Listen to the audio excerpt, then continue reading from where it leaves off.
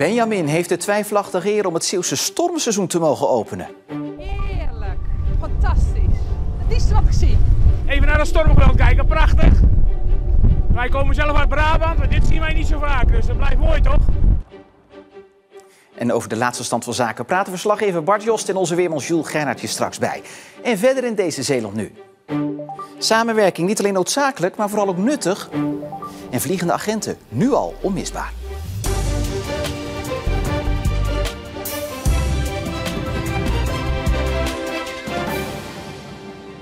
Goedenavond. De eerste herfststorm van het jaar is een feit. Storm Benjamin raast sinds halverwege de middag over de provincie. En daarom heeft het KNMI ook code oranje afgegeven. Nou, lekker uitwaaien vind ik iets anders, maar het is wel gaaf zo'n storm, ja. Wel gigantisch, die natuurkrachten zo, ja, super. Ja, voor mij mag het wel hoor. Ik vind het altijd wel leuk dat wind. Maar ja, we willen natuurlijk niet wegwaaien, maar dat zal wel loslopen denk ik hoor. En heel veel pijn door het zand, maar voor de rest is het heerlijk. Even naar de stormgrond kijken, prachtig. Wij komen zelf uit Brabant, maar dit zien wij niet zo vaak, dus dat blijft mooi toch? Ja, door de storm rijden er sinds vanmiddag minder treinen tussen Vlissingen en Roosendaal. Sloten scholen eerder de deuren en zijn de ferries van de Westerschelde-ferry uit de vaart gehaald. En ging de coupure op het veerplein in Vlissingen dicht. Omdat we een hoge waterstand verwachten in combinatie met de wind. En voor de veiligheid wordt de deur dan gesloten. Dat komt niet heel vaak voor dat hij dicht gaat. Een collega zei dat hij 1 keer in de 10 jaar dat zo eens voorkomt. En ook op ander gebied werden maatregelen getroffen, zoals bijvoorbeeld op bouwplaatsen. Gisteren hebben we er overleg over gehad en uiteindelijk vanochtend met de voorman besloten van we werken tot na de koffie, 10 uur, 11 uur. En we gaan andere dingen doen die we nog kunnen doen gedurende de dag. Ja, en van de koffie gaan we naar verslaggever Bart Josten, die de storm heeft opgezocht en nu op het strand staat bij Westkapelle. Ja Bart, hoe is de situatie daar nu? Ja, het was vanmiddag nog heel rustig, maar nu is de storm Benjamin echt losgebarsten. Met aan de kust van Westkapelle hoge golven en harde rukwinden. Ja, er was ook sprake van even dat de Oosterscheldekering vanwege de hogere waterstanden dicht zou gaan. Maar dat is uiteindelijk niet gebeurd. Waarom niet? Ja, klopt. De waterstanden die bleven onder het kritische niveau. Wel werd de bediening van de bruggen en de sluizen stilgelegd. Maar dat is eigenlijk iets wat altijd gebeurt vanaf windkracht 7. Vanaf dan is het onveilig om bruggen te openen. Ja, nu zorgt de storm eigenlijk altijd wel voor schade. Zijn er al veel meldingen binnengekomen bij bijvoorbeeld de brandweer? Ja, de veiligheidsregio geeft aan dat het extra druk is. Ze hebben 24 meldingen binnengekregen. En dat gaat dan vooral over omwaaiende bomen of dingen die van daken afvallen, zoals dakpannen. En ook laten ze weten om de ramen en deuren te sluiten. En of dat gaat helpen bij het beperken van de schade, ja, dat moet de komende uren blijken. Ja, Bart, dankjewel. En van Westkapelle gaan we naar Goes, want daar staat onze weerman Jules Gernaert. Jules, is deze storm nou eigenlijk uniek? Nou, uniek niet. We hebben windkracht 9 gehad tot nu toe. Voor een unieke storm moet je naar de windkracht 10 en dan 11 uiteraard toe. Dat hebben we nog niet gehaald. Het is zo'n beetje tussen 4 en 5 uur begonnen. Met al vrij snel windvlagen. Overal trouwens rond de 90 km per uur. 95 ook aan de kust. Dat is bijna de rand van zware windstoten en zeer zware windstoten. En zeer zware windstoten beginnen bij 100 km per uur. Dit is ook de fase met de meeste wind deze uren. Dat duurt ongeveer tot halverwege de avond. En het kan nog ietsje toenemen. Je ziet het achter mij. De bomen gaan flink heen en weer. Maar echte schade is er nog niet. Het is wel koud overigens. Bij de temperatuur van een graad of 10. Maar windvlagen kunnen nog komen tot rond de 100, 110 km per uur. Maar toch niet meer dan dat, denk ik. Lijkt geen extreme storm te zijn, maar het is wel de komende uren behoorlijk lastig. En ook wel een beetje gevaarlijk op de weg. Jules, dankjewel. En straks is hij natuurlijk nog terug met het uitgebreidere weerbericht. En tot zover onze berichtgeving over storm Benjamin. Bij ons online vind je nog een live vlog met de laatste stand van zaken rondom de storm. Ondanks zorgen en kritiek over de nauwere samenwerking tussen het ADRZ en Zorgzaam is er geen weg meer terug. Maar het biedt ook nieuwe mogelijkheden. Want door de samenwerking zijn er nu ook behandelingen in Zeeland mogelijk die dat eerder niet waren.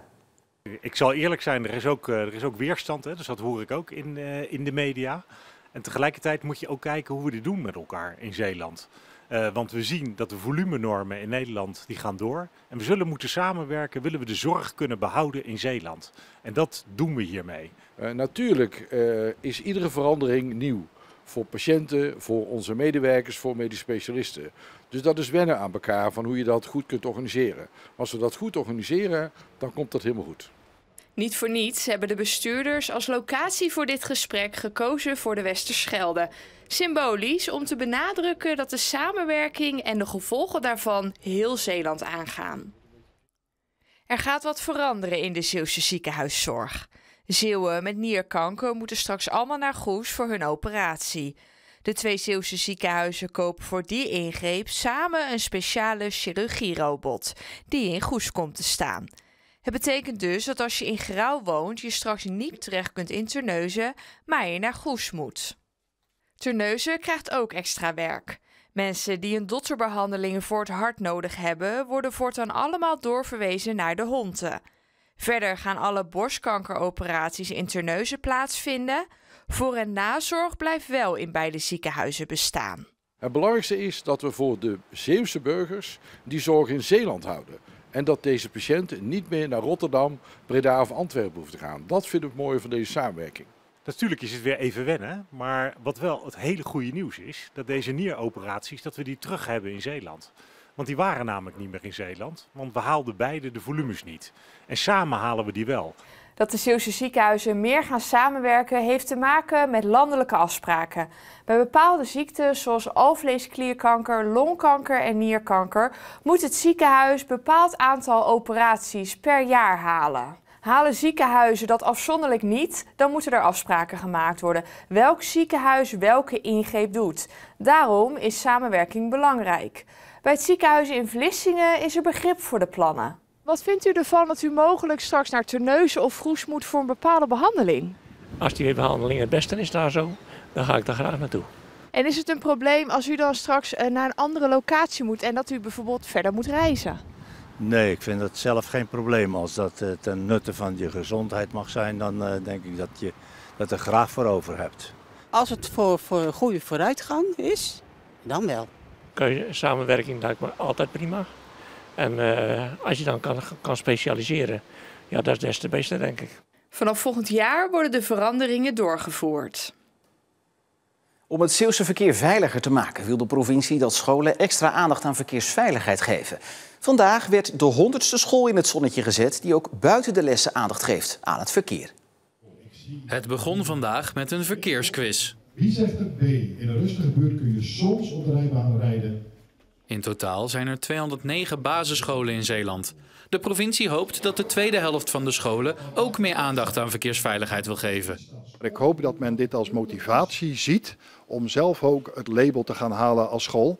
En als je het label haalt, dan krijg je ook het bordje dat zeg maar op de gevel wordt geschroefd. Zodat iedereen ook van ver al kan zien, deze school die heeft het op orde wat betreft de les en verkeersveiligheid.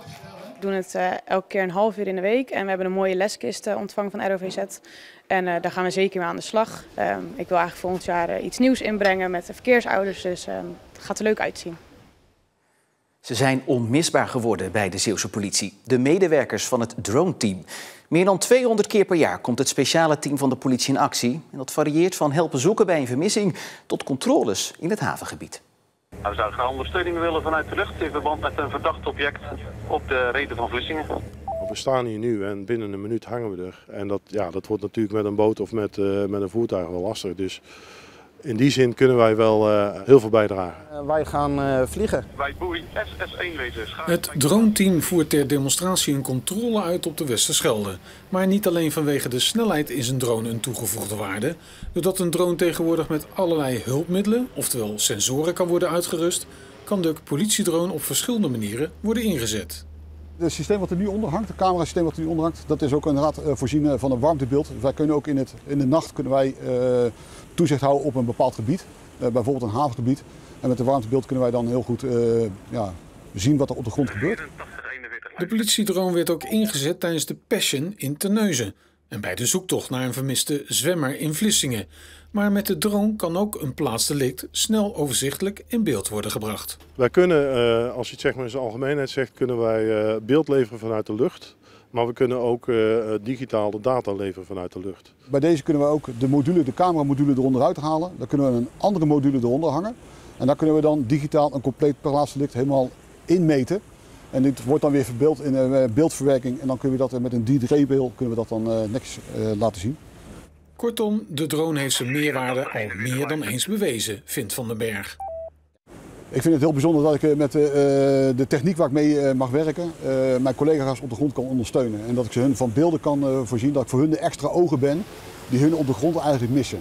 En dat ik het overzicht van bovenaf voor hun kan leveren en dat ze ook veilig kunnen werken. En ik praat erover verder met verslaggever Mercy Kamels. Ja, Mercy, er staat hier een voorbeeld van een drone op tafel. Eigenlijk een beetje een huistuin- en keukenvariant. Zou ik misschien wel mogen zeggen, wat is nou eigenlijk het grootste verschil met een drone die de politie gebruikt? Nou, eigenlijk in basis zijn al die drones hetzelfde. Maar je hebt natuurlijk veel verschillen in grootte en ook kwaliteit natuurlijk. Dit is inderdaad de drone van Omroep Zeeland, die wij ook regelmatig inzetten om videobeelden te maken of foto's. Nou, het verschil met de politie is dat zij, waar hier dat cameraatje zit, kunnen zij ook andere elementen plaatsen. Bijvoorbeeld een zoeklicht of een warmtebeeldcamera als er bijvoorbeeld iemand vermist is en ze willen goed op de grond kunnen kijken. Of bijvoorbeeld luidsprekers om mensen toe te spreken bij een grote menigte. Ja, die zijn onder meer tijdens corona overigens nog ingezet. Een hobbyvlieger mag niet overal vliegen met zijn drone. Heeft de politie wat meer vrijheden wat dat betreft? Nou ja, in principe moet de politie zich ook aan de regels houden. Je hebt bijvoorbeeld no-fly-zones, bijvoorbeeld rondom de luchthaven. Dat is natuurlijk gewoon gevaarlijk als je daar met een drone gaat vliegen. Dat geldt ook voor de politie. Maar het is wel zo dat de politie wat sneller een ontheffing zal krijgen dan jij of ik, als wij met een drone ergens willen vliegen. Als je het bijvoorbeeld hebt over het havengebied, als daar een verdachte situatie is en wij vragen van, goh, mogen wij daar met onze drone gaan vliegen? Zullen ze eerder nee zeggen dan dat de politie dat vraagt. Oké, nou dan gaan we terug naar de mogelijkheden van de drone, want hij wordt nu natuurlijk meer gebruikt door de politie. Maar wat is er in de toekomst eigenlijk nog meer mogelijk met dit apparaat? Nou, volgens de deskundigen is de drone echt niet meer weg te denken, ook voor de toekomst. Je hebt bijvoorbeeld nu in Noord-Nederland al een proef waarbij een drone bloed en medicijnen van het ene naar het andere ziekenhuis brengt. Dus ja, dat zijn ook echt hele mooie dingen. Ja, je ziet het elke dag voorbij komen. Als je het hebt over de oorlog tussen Rusland en Oekraïne, gaat het ook een en al over drones. En ook Defensie in Nederland gaat hier echt fors op inzetten. Zo is ook het plan om boven de Noordzee een permanent testgebied voor drones open te stellen. En dat moet in de zomer van 2026 een feit zijn. Kortom, volop ontwikkelingen. Mercy, dank je wel. De dag die begon rustig met mooie opklaringen, maar al snel werd het grijs en ook regenachtig. En in de loop van de middag met meer wind. Ja, dat was dus Benjamin, die vannacht in kracht af gaat nemen. Maar de naweeën morgen zorgen nog steeds voor een stevige wind bij windkracht 7 en maximaal 12 graden. En tot zover deze Zeeland Nu. Volg ons vooral online om op de hoogte te blijven van het laatste Zeeuwse nieuws. Waai vooral niet weg en nog een hele fijne avond.